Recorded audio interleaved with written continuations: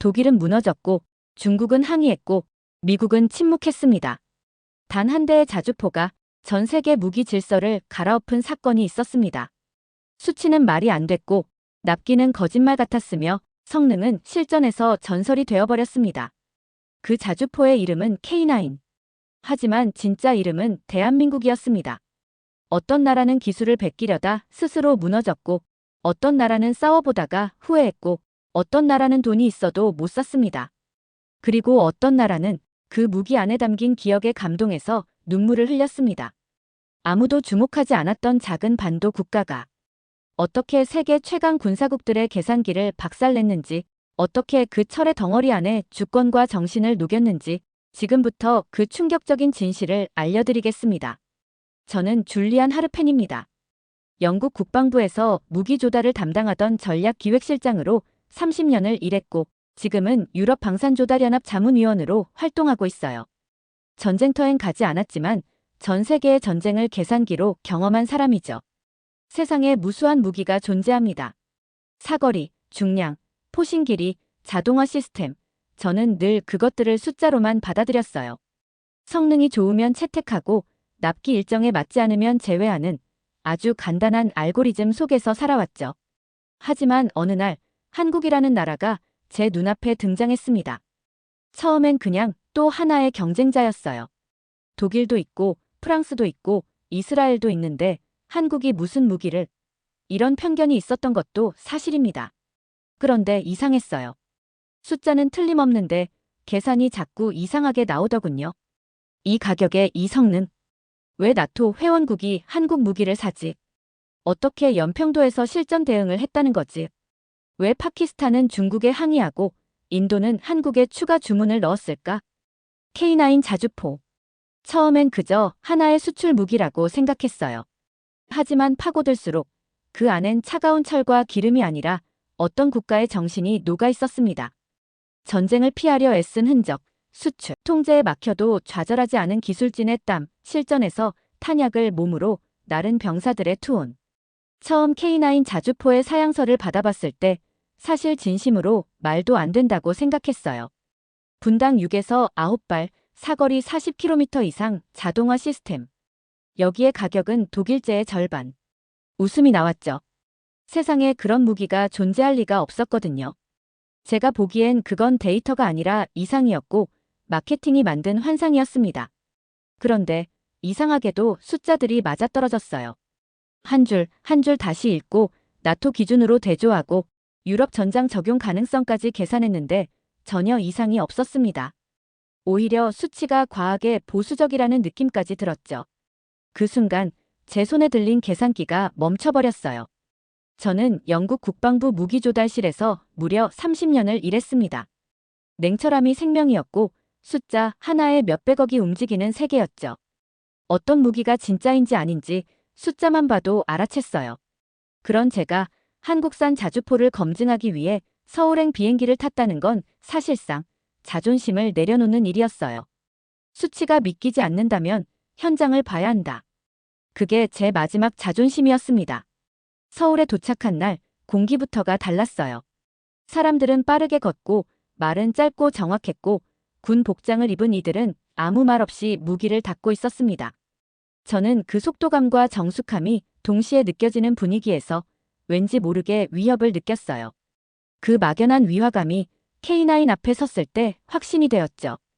그 자주포는 거대하면서도 이상할 만큼 조용했어요.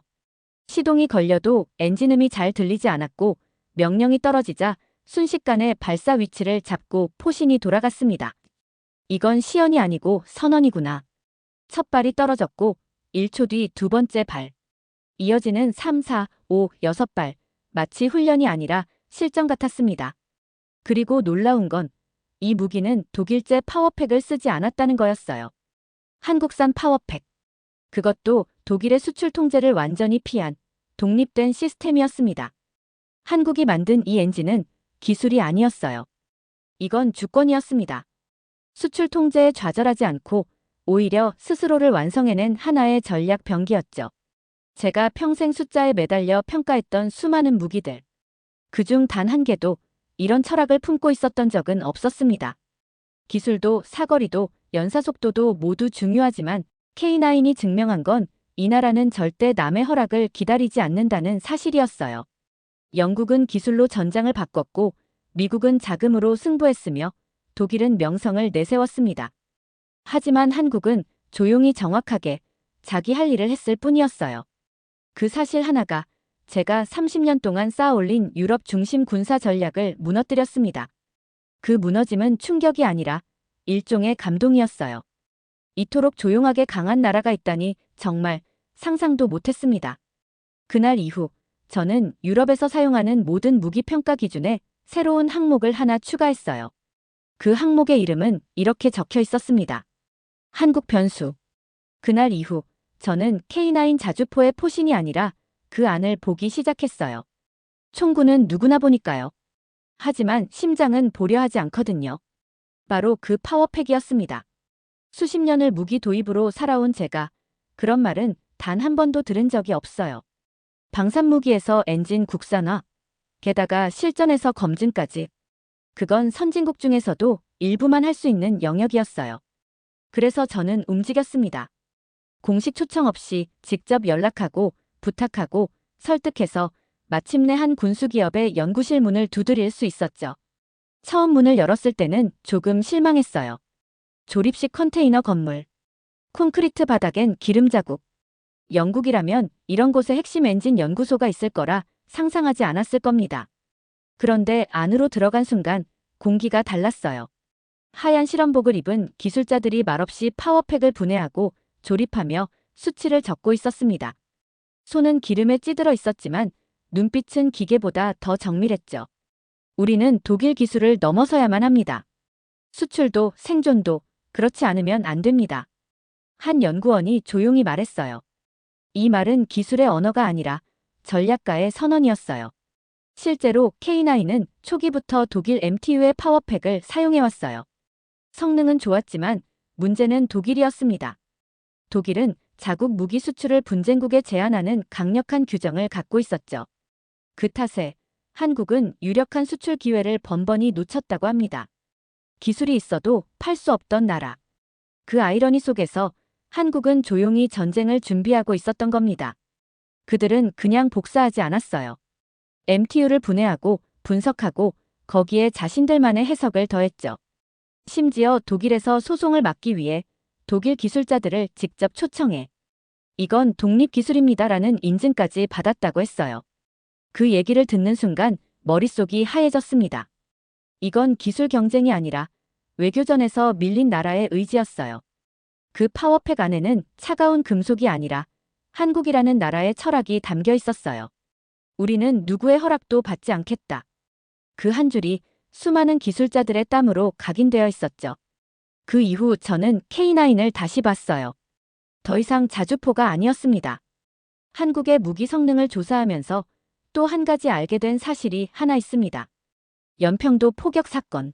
사실 처음 이 단어를 들었을 땐 별 감흥이 없었어요.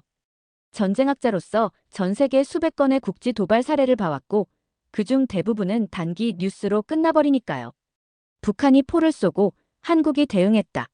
그냥 그런 얘기인 줄 알았습니다. 하지만 그 뒤에 전혀 다른 세계가 있었어요. 2010년 11월 23일 북한군이 갑작스럽게 해상 방사포를 퍼부었습니다. 당시 연평도 해병부대는 사격훈련 직후였고 모든 포탄을 이미 소모한 상태였다고 하더군요. 그 말인즉 즉시 반격이 불가능한 상황이었다는 겁니다. 그런데 병사들이 포탄을 몸으로 나르기 시작했어요. 진짜로 맨손으로 수십 킬로짜리 포탄을 날라서 K9에 장전했다는 이야기. 처음에는 말도 안 된다고 생각했어요. 그런데 당시 지휘관이 이렇게 말했습니다. 쏴야 했습니다. 그게 우리나라를 지키기 위해 할 일이었고 그래서 했습니다. K9 자주포는 그날 실제로 발사됐다고 합니다. 탄약은 부족했고 조주는 급했으며 그 누구도 완벽을 기대할 수 없는 상황이었죠. 그럼에도 불구하고 반격은 이뤄졌어요. 그 반격이 전 세계 군사 전문가들 사이에서 K9 신뢰의 기원이 되었다는 것을 저는 알게 됐습니다. 언론은 처음에 이렇게 말했어요. K9이 제대로 명중하지 못했다. 하지만 그건 곡사포를 직사포처럼 생각하는 무지였습니다. K9은 파편 효과를 극대화하는 곡사 전술에 최적화된 무기예요. 그리고 실제로 북한의 방사포 운용 후방지휘소와 탄약 지원팀이 괴멸했다는 보고가 후에 나왔습니다. 그러나 기술보다도 저를 무너뜨린 건 한 장의 사진이었어요. 그을린 자주포 옆 피범벅이 된 얼굴로 웃고 있는 해병대원의 모습. 그 표정엔 공포도 자만도 없었어요. 그건 오직 내가 내 나라를 지켰다는 사람만이 가질 수 있는 단 하나의 표정이었습니다. 그날 북한은 쐈고 한국은 맞섰어요. 그 차이는 대응이 아니라 철학의 차이였습니다. 북한은 계획된 사격을 실행했지만 한국은 결심을 실행했어요. 탄약이 없다고 포기하지 않았고 병사 한 명 한 명이 포신을 움직이는 탄두가 되었습니다. 그 투호는 기술로는 절대 설명되지 않더군요. 그래서 저는 이해했어요. 왜 전 세계가 K9은 실전이 있다고 말하는지. 왜 군사 전문가들이 K9을 언급할 때만큼은 함부로 평하지 못하는지를.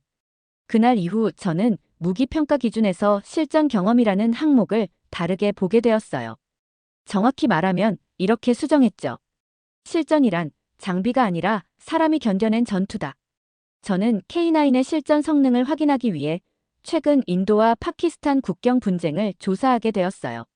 이건 지역 충돌이 아니었고 사실상 중국 무기와 한국 무기가 정면으로 부딪힌 세계 무기시장 판도 재편의 현장이었습니다.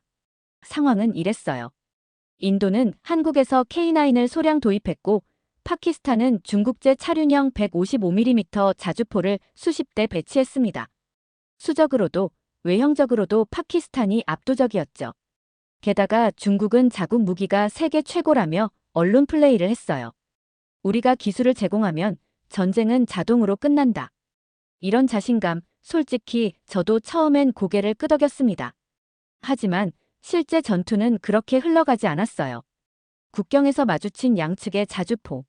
먼저 포격을 시작한 건 파키스탄이었지만 K9의 반격은 전혀 다른 클래스를 보여줬어요. 4대뿐이던 한국의 K9은 포탄의 집중 사격과 빠른 기동으로 파키스탄 자주포를 마비시켰고 심지어 상대 포대 지휘소 근처까지 명중시켰습니다. 문제는 그 다음이었어요. 중국제 자주포들은 갑자기 발사가 멈췄고 일부는 고장을 일으켰어요. 기동 중 지형에 걸려 기계적 오작동이 발생했고 자동장전 시스템은 중간에 멈춰버렸다고 합니다. 그리고 그 직후 파키스탄은 중국에게 항의문을 보냅니다. 이건 무기가 아니라 고철이다. 당황한 중국은 뭐라고 했는지 아세요? 너희가 매뉴얼대로 운용 안 해서 그렇다. 순간 이 말을 듣고 정적이 흘렀어요. 전장에서 매뉴얼을 따질 만큼 한가한 군대는 없어요. 실전은 그 자체로 모든 걸 증명해야 합니다. 그게 무기라는 겁니다. 그리고 그 실전 뒤 인도는 한국의 K9을 100대 추가 주문했어요. 파키스탄은 조용히 중국과의 방산협력을 재검토하기 시작했죠. 그 한 번의 충돌이 모든 걸 바꿔놓은 겁니다. 이건 한 대의 자주포가 이겼다는 얘기가 아니에요. 이건 누가 믿을 수 있는 국가인가에 대한 투표였습니다. 그리고 그 전장 위에서 한국은 믿음을 받았어요. 중국은 말로 떠들었고 한국은 포신으로 대답했습니다. 인도의 고위 관계자와 통화한 적이 있어요. 그는 이렇게 말했습니다. 처음엔 한국 무기라는 이유로 걱정했어요. 하지만 전장에서 K9이 보여준 건 성능이 아니라 우리 병사들을 안심시키는 신뢰였습니다. 그 말을 들으며 저는 생각했어요. 아, 이게 바로 국방 수출국과 국방 수입국의 차이구나. 기술이 아니라 철학을 파는 나라만이 실전에서 살아남는다는 걸요. 중국의 체면은 찢겼고 한국은 새로운 신화를 썼어요. K9의 포신 하나는 철이 아니라 국가의 얼굴이었습니다. 그리고 그날 이후 세계는 조용히 방향을 틀었어요. 무기를 팔 나라를 찾는 것이 아니라 믿고 전장을 맡길 나라를 찾기 시작했죠. 무기를 평가할 때 저는 늘 성능보다 먼저 보는 게 하나 있었어요. 가격입니다. 국가의 방위란 결국 예산 싸움이고 전쟁 준비는 수치 위에서 시작되니까요. 제가 K9 자주포를 의심할 수밖에 없었던 결정적인 이유는 가격을 들었을 때였죠. 이게 진짜야? 이 가격에 이 성능? PGH 2000 한 대 가격이면 K9 2대의 탄약 차량 하나를 얹어도 잔돈이 남았어요. 그리고 성능은 거의 비등하거나 일부 분야에선 오히려 더 앞서 있었죠. 그 순간 머릿속을 스친 단어는 하나였습니다. 이건 사기가 아니면 기적이다. 독일의 PGH-2000은 자타공인 세계 최상급 자주포예요. 사거리, 정밀도, 자동장전 시스템 모두 최고 수준이었죠. 문제는 가격, 그리고 일정, 그리고 유지비. 한국의 K9은 달랐어요. 계약하면 납기일을 지켰고 정비 매뉴얼은 간결했고 무엇보다 싸고 강했습니다. 그건 가성비가 아니었어요. 그건 전쟁을 경험한 국민이 만든 무기였고 그 자체로 전략이었어요. 그리고 그 전략이 전장을 흔든 순간이 있었습니다. 노르웨이. 노르웨이는 나토 국가예요. 방산 수출은 연결망이 중요하고 나토의 무기 선택은 거의 법칙처럼 정해져 있죠. 처음 소식이 들렸을 땐 저도 믿지 않았어요. 노르웨이가 한국 무기를 설마 했습니다. 하지만 결과는 정반대였어요. 그들이 선택한 건 독일도 미국도 아닌 한국 K9이었습니다. 이건 수출 계약이 아니었어요. 이건 연합체의 무기 생태계를 한국이 뚫은 거였습니다. 나토의 방산 카르텔이 흔들렸다는 신호였고 전 세계 군사 전문가들은 충격을 감추지 못했어요. 노르웨이 국방부 관계자는 이렇게 말했어요. K9은 기계가 아닙니다. 전장을 스스로 읽는 살아있는 무기입니다. 저는 그 말을 노트에 적어두었어요. 그리고 계속 곱씹었습니다. 어떻게 이 나라가 이토록 강한 무기를 만들 수 있었을까? 정답은 의외로 간단했어요. 이 나라는 전쟁을 겪었습니다. 생존이 전략이던 시절을 국가 전체가 통째로 지나왔어요. 그리고 그 기억이 무기에 스며들었습니다. 그래서 K9은 싸지만 약하지 않아요. 저렴하지만 허술하지 않습니다. 한국은 값을 낮춘 게 아니라 실패를 줄인 겁니다. 그게 진짜 전략이었어요. 전 세계가 이제 말합니다. 가장 빨리 도착하고 가장 늦게까지 버티는 자주포는 K9이다. 그리고 그 말은 이제 진실이 됐어요. 이 무기는 국민의 손끝에서 탄생한 살아있는 전략이니까요. 방산 수출은 결코 무기 거래가 아니에요. 그건 국가의 과거와 미래, 감정과 전략이 맞붙는 외교이자 심리전입니다. 특히 베트남 같은 나라는 그 전장을 너무 오래 겪어봤죠. 저는 최근 베트남의 무기 도입 움직임을 주의 깊게 들여다보고 있었어요. 공산주의 국가지만 무기만큼은 냉정하게 선택하는 나라였거든요. 그런 베트남이 어느 날 한국산 K9 자주포에 눈을 돌렸다는 소식은 제게 충격이었습니다.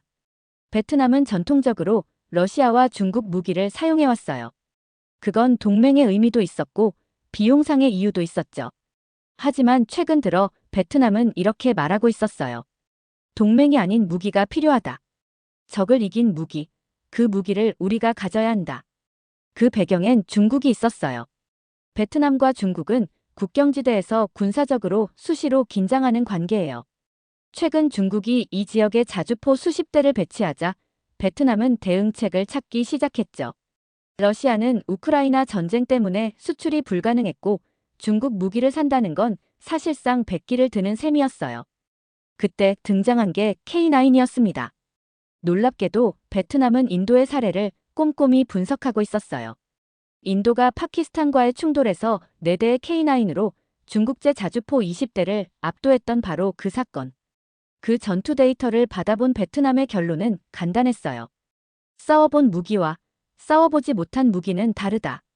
이후 베트남은 조용히 한국과의 협상을 시작했고 그 배경에는 성능보다 더 깊은 정서가 깔려 있었어요. 저는 베트남 국방부 고위 관계자와 통화한 적이 있었어요. 그는 이렇게 말했습니다. 우리는 미국도, 러시아도, 중국도 모두 겪어봤습니다. 하지만 한국은 유일하게 우리와 같은 패배를 경험한 나라입니다. 한국도 베트남도 총을 든 적이 있었고 그리고 모두 강대국 사이에서 쓰러졌던 기억이 있어요. 그러나 지금 한국은 다시 일어섰고 그 경험을 바탕으로 스스로 무기를 만들고 있죠. 베트남은 그걸 보고 있었어요. 한 베트남 장교는 K9을 보며 이렇게 말했다고 합니다. 이건 포신이 아닙니다. 조국을 지키는 철의 정신입니다. 언어는 달라도 통하는 감정이었습니다. 전장을 겪은 나라끼리는 그게 통합니다. 지금 베트남은 말해요. 우리는 한국산으로 맞선다. 그 말 한마디가 이미 전략이었고 복수였으며 국가의 선택이었어요. K9은 무기가 아닙니다. K9은 세계가 흔들릴 때 조용히 가장 가까운 나라를 지켜보는 연대의 무기였어요. 그리고 저는 그날 깨달았습니다. 이 나라가 만든 무기는 기술이 아니라 경험에서 나왔다는 것을요. 무기의 전장은 전쟁터에만 있지 않아요. 실험실, 조립공장, 그리고 그보다 더 혹독한 비교표 위에서 시작되죠. 저는 K9 자주포의 성공을 지켜보면서 하나의 흥미로운 패턴을 발견했어요. 바로 한국의 기술을 도입했던 나라들이 결국 다시 한국을 찾는다는 사실이었습니다. 대표적인 나라가 트리키예였어요. 이들은 한국 K9 기술을 바탕으로 자국형 자주포를 만들었습니다. 겉모습은 그럴듯했죠. 포신도, 차체도 모두 자국 기술로 개발했다며 세계에 선언했어요. 그런데 몇 년 뒤 이상한 일이 벌어졌어요. 트리키의 정부가 조용히 한국에 요청을 보냅니다. 포신을 다시 수입할 수 있을까요? 이유는 명확했어요. 트리키에에서 자체 제작한 포신의 내구성이 기준 이하였던 겁니다. 몇 차례 연속 발사만으로도 포열이 변형되고 명중률이 급격히 떨어졌다고 하더군요. 그래서 그들은 다시 한국을 찾았어요. 그것도 조건이 하나 있었습니다. 한국 원형 그대로 공급해달라. 수정도 말고 간섭도 말고 그냥 그대로 달라고요. 그 순간 저는 깨달았어요. 기술의 본질은 지속성입니다. 처음 한 번은 누구나 따라할 수 있어요. 하지만 수백 발을 쏜 후에도 같은 성능을 유지하는 건 그 기술이 진짜라는 증거예요. 놀라운 건 이건 개발도상국만의 일이 아니었어요. 독일조차 마찬가지였습니다. 세계 최강이라 불리던 PGH-2000 자주포조차 러시아 우크라이나 전장에서 하루 수백 발 사격이 반복되자 포신 마모 속도를 견디지 못하고 문제를 드러냈어요. 반면 K9은 어땠을까요? 9개국 이상에서 운용 중인데 포신 마모나 구조적 문제로 운용 중단된 사례는 단 하나도 없었어요. 그건 우연이 아니었습니다. 그건 수십 년 동안 강철을 설계한 민족의 결과였어요. 한국의 기술자들은 포신 제작에 집착하다시피 했어요. 발사 실험 수십만 회, 강도 실험, 여릉력 측정, 그리고 무엇보다 실전에서 전장을 경험한 장병들의 피드백까지 데이터화했죠. 그렇게 완성된 포신은 그 어떤 전장에서도 부러지지 않았고 오히려 다른 나라들이 수입을 요청하는 제품이 되었어요. 지금도 트리키에, 사우디, 이집트 같은 국가들은 차체는 자국산이라 주장하지만 포신만큼은 한국산을 고집해요. 왜냐고요? 전쟁 중엔 껍데기가 아니라 안 부러지는 것만이 생명을 지켜주니까요. 저는 이 이야기를 듣고 다시 노트에 적었어요.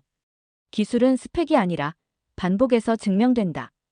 K9은 무너진 기술들의 마지막 기댈 언덕이었습니다. 사람들은 자주 묻습니다. 왜 세계가 한국의 무기에 주목하죠? 그때마다 저는 이렇게 답해요. 그 무기는 총으로 만들어진 게 아니라 기억으로 만들어졌기 때문입니다. 전쟁은 총성에서 시작되지 않아요. 진짜 전쟁은 준비된 사람에게만 기회를 줍니다. 한국은 그런 준비를 가장 조용히, 그러나 가장 철저히 해온 나라였어요. K9을 처음 봤을 땐 자주포 하나라고 생각했어요. 하지만 그것을 만든 과정, 그것이 배치된 논리 그리고 그것을 쏘는 사람들의 태도, 그리고 K9만이 아니에요.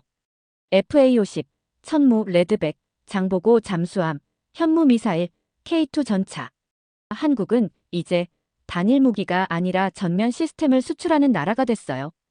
각 무기 하나하나엔 기술이 아닌 이 나라는 절대 져본 적 없다는 의지가 담겨 있었어요. 더 놀라운 건 그 무기들이 지켜야 할 민족이었어요. 이 나라는 전쟁을 잊지 않았고 그 전쟁에서 살아남은 사람들의 기억을 기술에 녹여냈어요. 납기일, 품질, 실전 검증. 이 세 가지 모두를 전부 갖춘 나라는 지구상에 손에 꼽아요. 그리고 한국은 그 안에서 가장 조용하고 가장 신뢰받는 숨은 강국으로 떠오르고 있죠. 저는 이제 말할 수 있어요. 한국은 전쟁을 잘하는 나라가 아닙니다. 한국은 전쟁을 가장 제대로 준비한 나라예요. 전 세계는 이제 그걸 배우기 시작했어요. 중동의 장군들이 한국의 기동훈련을 분석하고 유럽의 국방 관계자들이 한국의 납기 스케줄을 교과서로 삼습니다. 미국조차 한국과 함께 훈련해야 실전 감각을 회복할 수 있다고 말해요. 왜일까요? 이 나라의 무기는 총알이 아니에요. 이 나라의 무기는 국가의 기억입니다. 그리고 그 기억은 절대 함부로 만들 수 없어요. 저는 30년 넘게 전쟁을 계산해온 사람이에요. 하지만 한국 앞에서 저는 계산을 내려놨어요. 왜냐하면 이 나라는 숫자가 아니라 사람으로 준비된 나라였거든요. 지금도 세계 곳곳에서 K9이 배치되고 있어요. 하지만 진짜 배치된 건 한국이라는 이름입니다. 그 이름이 붙은 무기는 절대 무너지지 않는다고 세계는 이미 알아버렸어요. 그리고 이제 전 세계는 조용히 한국에게서 전쟁을 배우고 있습니다. 두 번째 사연 시작합니다. 이건 말도 안 됩니다. 한국은 작은 나라입니다. 중국과 일본 사이에 끼어 눈치나 보며 살아온 나라였습니다. 역사도 약했고 힘도 약했고 전략 같은 건 있어 보이지도 않았습니다. 그저 세계의 큰 흐름 속에서 이리저리 휘둘리며 운이 좋아 여기까지 살아남은 나라라고 생각했습니다. 하지만 그런 나라가 수천 년 동안 단 한 번도 제국에 흡수되지 않은 유일한 민족입니다. 그런 나라가 세계에서 가장 치열하고 잔인한 생존의 전략을 설계한 민족이었습니다. 중국조차 끝내 동화시키지 못한 민족. 수나라, 당나라, 거란, 몽골, 청나라. 수많은 제국이 달려들어도 끝끝내 정체성과 언어, 문화를 지켜낸 나라. 그리고 그 모든 진실을 마주한 이탈리아 전쟁사 교수는 말했습니다. 전쟁이란 무엇인지 저는 이 나라에서 처음 배웠습니다. 대체 무슨 사연인지 오늘 사연 바로 시작하겠습니다. 저는 유럽 전쟁사를 30년 넘게 연구한 사람입니다. 로마 제국의 군사 시스템부터 중세 봉건 전쟁, 현대 전면전까지 모두 다뤄봤죠. 중국도 마찬가지입니다. 한나라, 당나라, 명나라, 그 장대한 제국의 역사 속에서 수많은 민족들이 사라져갔어요. 하지만 이상하게도, 정말 이상하게도 단 한 민족이 그 옆에서 아직도 언어와 문화를 그대로 지키고 있더군요. 그게 바로 한국이었습니다. 솔직히 처음엔 운이 좋았겠지라고 생각했습니다. 산맥이 많아서 방어하기 좋았을 수도 있고 주변 열강들이 서로 견제하느라 한반도는 건드리기 어려웠던 걸 수도 있잖아요. 하지만 그런 식의 설명으론 도무지 이해가 되지 않았습니다. 왜냐하면 로마 제국보다 더 크고 강력했던 중국의 문화적 흡수력은 말 그대로 블랙홀이었거든요. 몽골조차, 만주족조차 결국 중국화되었어요. 심지어 그들을 정복했던 이민족들이 오히려 중국식 복장을 하고 중국어를 배우고 한족 문화 속에 스스로를 녹여버렸습니다. 그런데 한국은 고구려, 백제, 신라, 고려, 조선, 왕조는 바뀌었는데 민족은 남아있더군요. 어떻게 이럴 수 있을까요? 점점 혼란스러워졌습니다. 가장 가까운 이웃나라, 가장 오랜 적대국이었던 중국의 압박 속에서도 스스로를 유지한 민족. 저는 이것이야말로 전쟁사로서 반드시 분석되어야 할 미스터리라고 느꼈습니다. 그래서 직접 한국을 찾았죠. 이유를 알고 싶었어요. 논문이나 책이 아닌 현장에서 이들의 역사적 생존 본능을 보고 싶었습니다. 그런데 도착하자마자 충격적인 걸 알게 되었어요. 이 나라는 전쟁을 견딘 게 아니었습니다. 전쟁 자체를 설계해온 민족이었더군요. 어떤 나라는 전쟁을 피하려고 애를 쓰고 어떤 나라는 전쟁을 통해 확장을 꿈꿉니다. 하지만 한국은 전쟁을 감당하고 예상하고 그것을 자신들의 역사로 만들어 온 나라였어요. 그건 제 전공 필드를 완전히 뒤흔드는 개념이었죠. 제가 유럽에서 배운 전쟁 이론은 군사적 우위, 보급로, 장악, 동맹에 집중합니다. 하지만 한국은 그런 계산으로는 설명되지 않았어요. 어떻게 고구려는 중국의 100만 대군을 막아냈을까? 고려는 왜 몽골의 침략을 버텨냈고 조선은 어떻게 임진왜란에서 회복할 수 있었을까? 한국인들에게 전쟁은 선택이 아니었습니다. 소멸의 문턱에서 살아남기 위한 숙명이었던 겁니다. 정말 부끄럽지만 저는 그동안 이 민족을 얕봤습니다. 작은 나라니까 약하겠지. 전쟁의 중심은 아니겠지. 아니었습니다. 가장 강한 자는 가장 오래 살아남은 자라는 걸 이 민족이 증명하고 있었던 거죠. 전쟁을 연구하다 보면 자연스레 비극적인 낭만이 따라붙게 됩니다. 기사도의 명예, 영웅의 용기, 조국을 위한 희생. 유럽에서는 그런 걸 좋아했죠. 어쩌면 저는 그런 로맨스에 매료돼서 전쟁사가가 됐을지도 모르겠습니다. 그런데 한국에서 전쟁을 바라보는 시각은 완전히 달랐어요. 로맨스는커녕 처절한 숫자의 전쟁이었죠. 어느 날 한국의 전쟁사를 깊게 들여다보면서 한 가지 흥미로운 개념을 발견했습니다. 바로 교환비였죠. 한국은 전쟁을 교환비로 설명합니다. 우리 병사 한 명이 죽을 때 적이 최소 10명, 아니 100명쯤은 죽어야만 한다는 무서운 계산법이었어요. 처음엔 이 말을 듣고 약간 당황했죠. 솔직히 인도적이지 않다라는 생각마저 들었습니다. 하지만 조금만 생각해보니 그건 오히려 지독히 합리적인 전략이었어요. 그렇게 하지 않으면 이 민족은 중국이라는 거대한 존재 앞에서 결코 살아남을 수 없었기 때문입니다. 유럽 전쟁사의 상징 중 하나인 워털루 전투를 예로 들어볼까요? 나폴레옹은 워털루에서 패배했고 그의 제국은 무너졌습니다. 하지만 유럽의 인구와 경제력은 회복됐고 프랑스는 여전히 강대국으로 남았어요. 유럽에서 전쟁은 승패를 결정할 뿐이죠. 하지만 한국에서는 달랐습니다. 한국에서 전쟁이란 생존 아니면 소멸, 둘 중 하나였습니다. 딱 한 번 패배하면 민족 전체가 사라질지도 모르는 위험을 항상 안고 싸웠죠. 이들에게 전쟁이란 한편의 비극적인 드라마가 아니라 국가와 민족을 유지하기 위한 필사적인 경제학적 선택이었어요. 한 명이 죽을 때 적이 2명, 3명밖에 죽지 않으면 이쪽의 자원과 인구는 금방 고갈됩니다.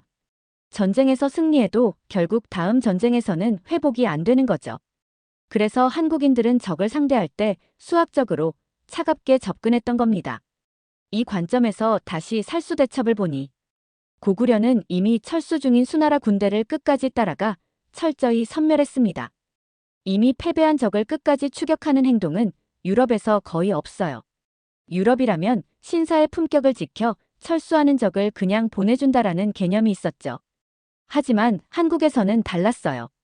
왜냐하면 돌아가는 적이 회복해 다시 오면 다음 전투에서 자신들의 생존 확률은 급격히 낮아지니까요. 유럽 전쟁사 속 기사도의 명예 같은 감성적인 미학은 여유 있는 자들만 누릴 수 있는 호사였죠. 하지만 한국인은 그런 호사를 누릴 여유조차 없었어요. 그들은 생존을 걸고 철저히 계산했죠. 전쟁을 목숨의 경제학으로 본 겁니다. 그리고 또 놀라운 점이 있었어요. 한국인은 숫자를 중요하게 여기는 게 아니라 이 숫자를 달성할 방법까지 세부적으로 설계했습니다. 그들이 주력으로 삼았던 무기가 바로 활이죠. 활은 단순한 무기가 아니라 빠르게 쏘고 정확하게 맞춰 적을 최대한 많이 제거하는 도구였습니다. 한 명의 궁수가 10명의 적을 죽일 수 있어야 하니까요. 만약 적을 놓쳐 접근을 허용하면 아군은 목숨을 잃습니다. 그래서 활은 예술품처럼 아름답거나 숭고하지 않았어요. 오로지 생존 효율을 극대화한 무기였습니다. 전 세계적으로 전쟁사를 연구하는 학자들은 대개 이렇게 무기나 전술을 연구합니다. 하지만 이토록 철저히 숫자로 전쟁을 바라보는 나라는 저는 처음 봤습니다. 전쟁의 낭만에 빠져있던 저는 이 차가운 합리성 앞에서 완전히 무너졌습니다. 한국이 이길 수 없을 것 같은 전쟁에서 늘 살아남았던 이유는 바로 이 숫자의 냉정한 철학 때문이었어요. 전투 한 번 이긴다고 끝나는 게 아니라 다음 전투까지 계산하고 살아남는 숫자 게임을 벌였던 겁니다. 이 순간 깨달았습니다. 제가 유럽에서 평생 배운 전쟁의 미학은 한국 땅에선 아무 의미가 없다는 것을 말이죠. 한국은 숫자와 효율로 살아남았습니다. 그리고 지금도 그러고 있어요. 전쟁사를 연구하는 교수로서 유럽의 많은 성을 답사하고 분석했어요. 로마의 성체부터 중세 프랑스의 성곽까지 수도 없이 보았죠. 유럽의 성은 대부분 권력과 신분을 나타내는 상징이었어요. 성 안의 사람은 보호받지만 성 밖의 농민과 민중은 철저히 배제되었죠.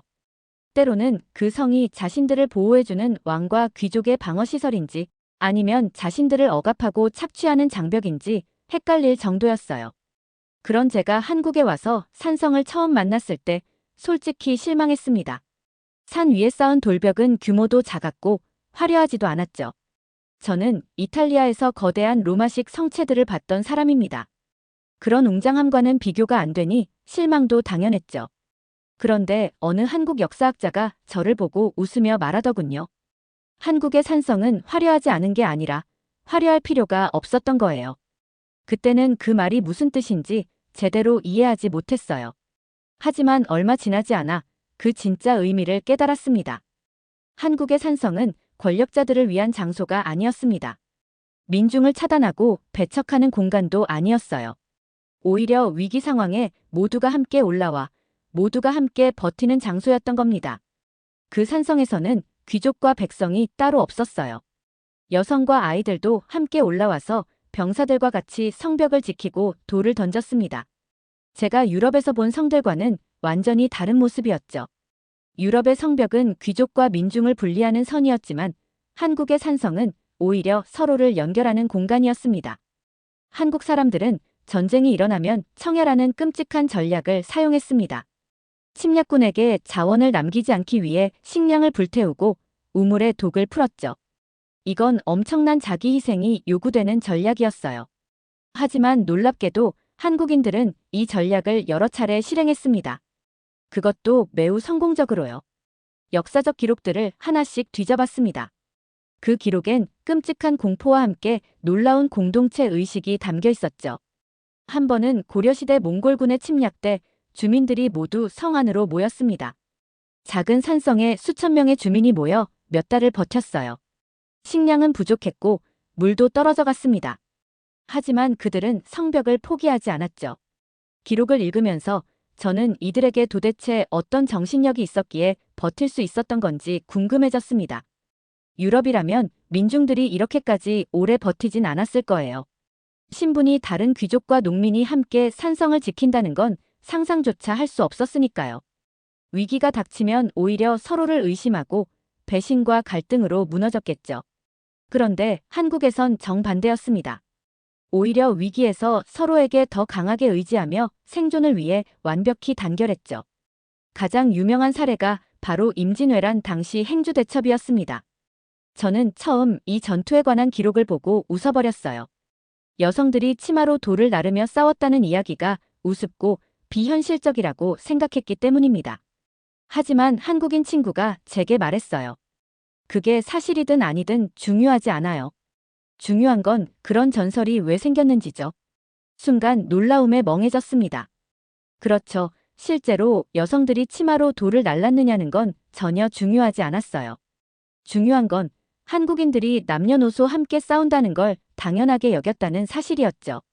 그것이 역사적 팩트보다 훨씬 의미가 깊었습니다. 이 사실을 깨닫고 다시 한국의 산성을 바라보았습니다. 작고 볼품없는 돌벽이었지만 그 돌벽이 얼마나 굳건한지 이제야 보이더군요. 한국의 산성은 그냥 돌담이 아니었어요. 모두가 함께 생존을 위해 싸우는 공간이자 절대로 무너지지 않는 마음의 벽이었습니다. 제가 유럽에서 배운 전쟁사는 권력자의 이야기였고 성벽은 그들의 특권을 나타냈어요. 하지만 한국에서는 성이 권력이 아니었습니다. 그 성벽은 생존을 위한 최소한의 장벽이었고 그곳에서 모두가 하나의 운명으로 엮인 공동체였죠. 어쩌면 제가 전쟁사를 연구하면서 놓쳤던 가장 중요한 것이 바로 이 공동체 정신이었을지도 모르겠어요. 저는 언제나 전쟁을 승리와 패배로만 나눠 생각했지만 한국인들에게 전쟁은 공동체의 생존이었습니다. 또 하나 그들은 무기를 숭배하지 않았습니다. 저는 로마 군단병의 투창부터 잔다르크가 이끌던 프랑스 궁병들의 활까지 각 시대마다 무기가 어떤 의미를 가졌는지 연구했죠. 유럽에서는 활이 전쟁 도구가 아니라 숭고한 예술이었어요.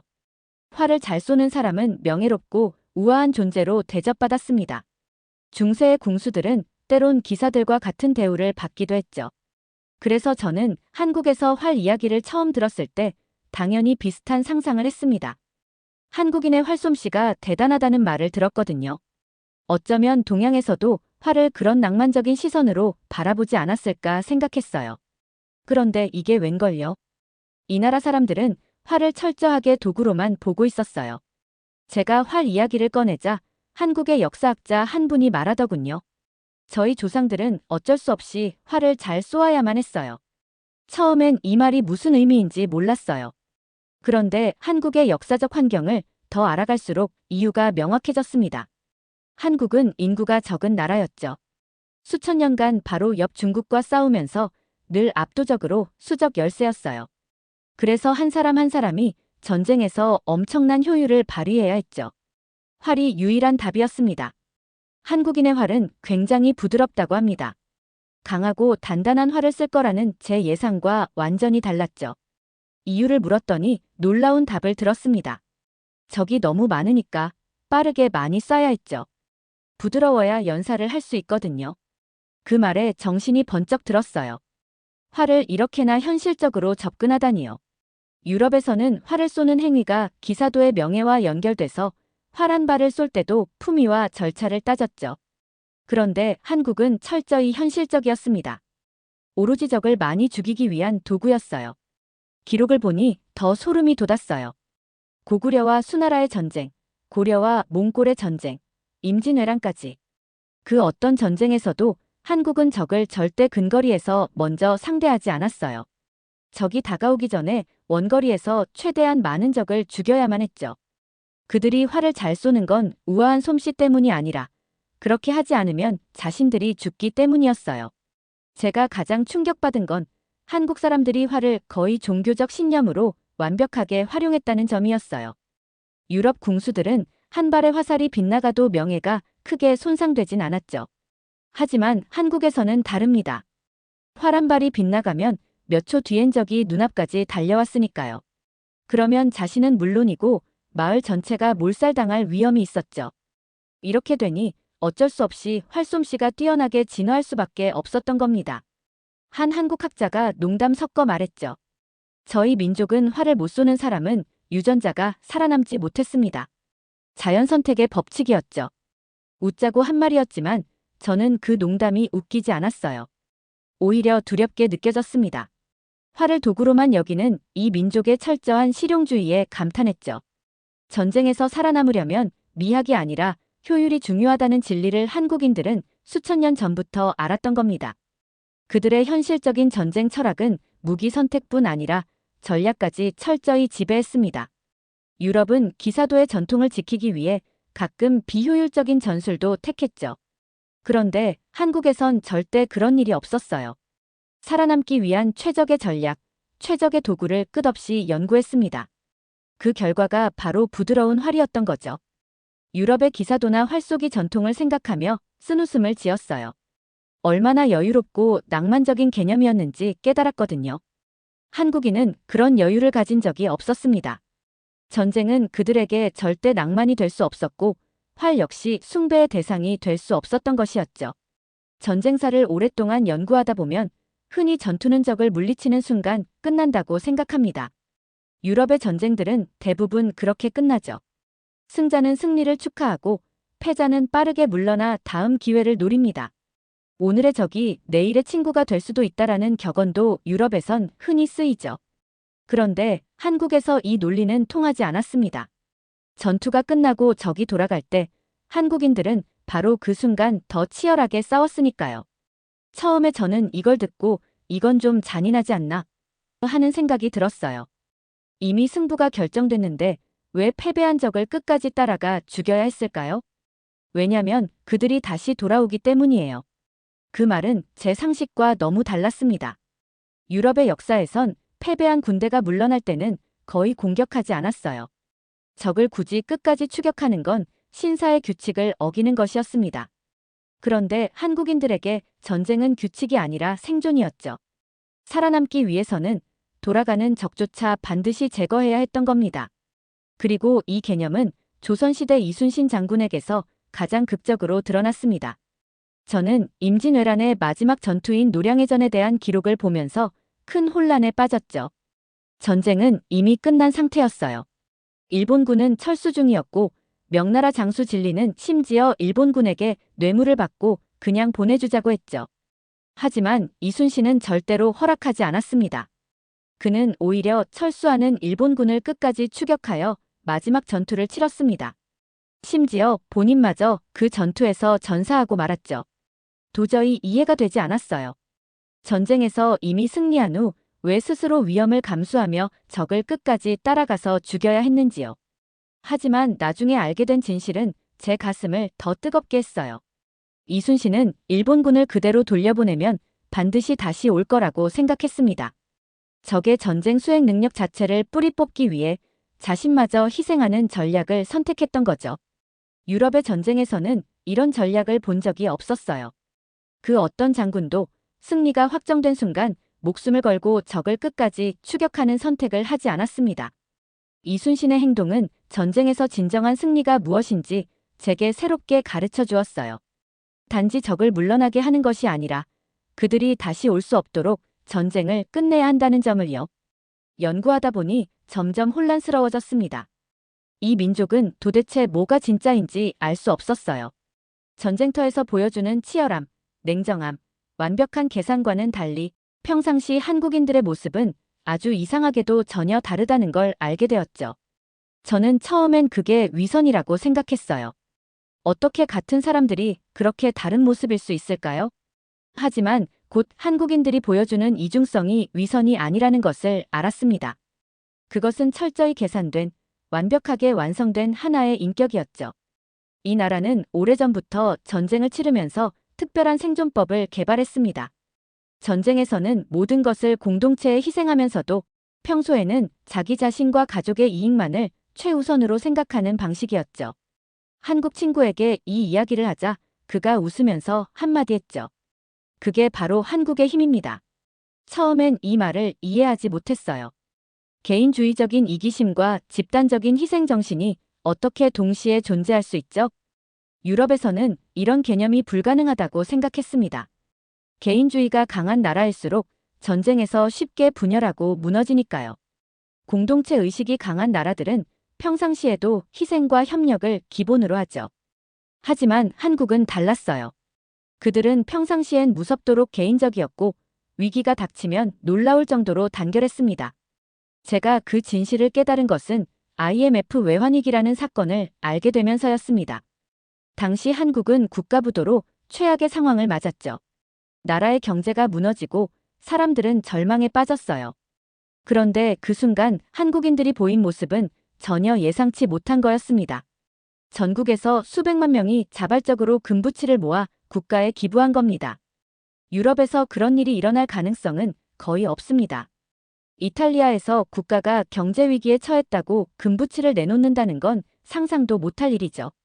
아마 사람들은 오히려 정부를 비난하고 자기 재산을 더 철저히 숨겼을 겁니다.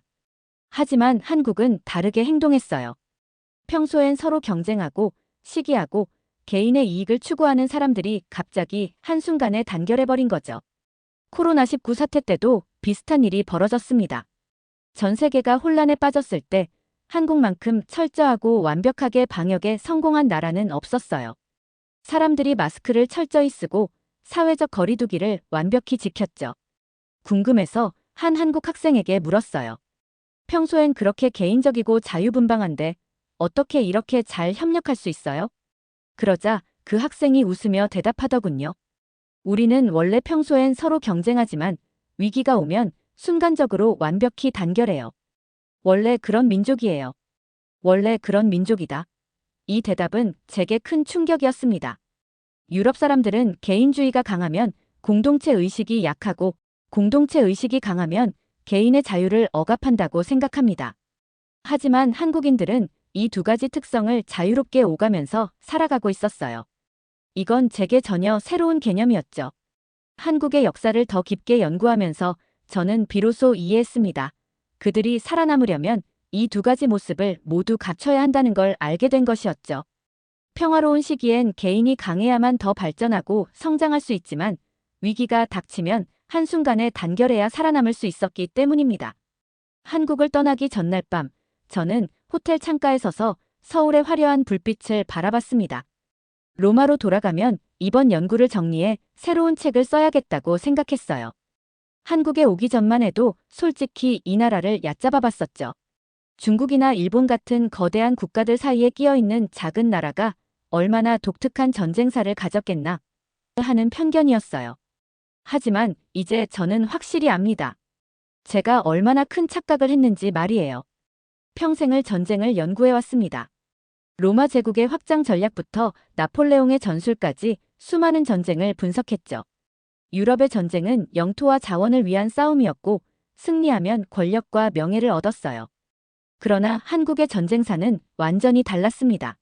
한국인들에게 전쟁은 명예나 권력을 얻기 위한 선택이 아니라 오직 민족의 생존을 위한 필연적인 몸부림이었죠. 처음에 한국의 전략을 이해할 수 없었어요. 철수하는 적을 끝까지 쫓아가서 전멸시키는 전략은 제게 잔혹해 보였죠. 하지만 살수대첩과 귀주대첩, 그리고 이순신의 노량해전을 이해하면서 비로소 한국인의 철학을 깨달았습니다. 한국에서의 모든 경험을 돌아보며 저는 비로소 알게 되었습니다. 제가 평생 연구했던 유럽의 전쟁사는 단지 강자의 역사였다는 걸 말이죠. 한국의 전쟁사는 달랐습니다. 그건 강자의 역사가 아니라 살아남기 위한 약자의 철저하고 정교한 몸부림이었어요. 그리고 그 몸부림 덕분에 한국인은 지금까지도 살아남아 있습니다. 서울의 밤거리를 바라보며 눈시울이 뜨거워졌어요. 이 작은 나라가 거대한 중국과 일본 사이에서 어떻게 자신을 지켜왔는지 이제야 알았습니다. 전쟁이란 단지 승리하기 위한 싸움이 아니라 다음 세대에게 생존을 물려주기 위한 처절한 선택이었어요. 이제 저는 한국에서의 연구를 마치고 로마로 돌아갑니다. 하지만 이전과는 전혀 다른 사람이 될 겁니다. 한국의 전쟁사에 진심으로 경의를 표합니다. 그리고 제 마음속엔 분명한 결론이 생겼어요. 한국의 전쟁사는 제가 몰랐던 세계 역사에서 가장 완벽한 생존 투쟁이었습니다. 오늘 사연이 재미있으셨다면 구독과 좋아요, 알림 설정까지 부탁드립니다. 더 재미있는 사연으로 돌아오겠습니다. 이상 감동탐험이었습니다.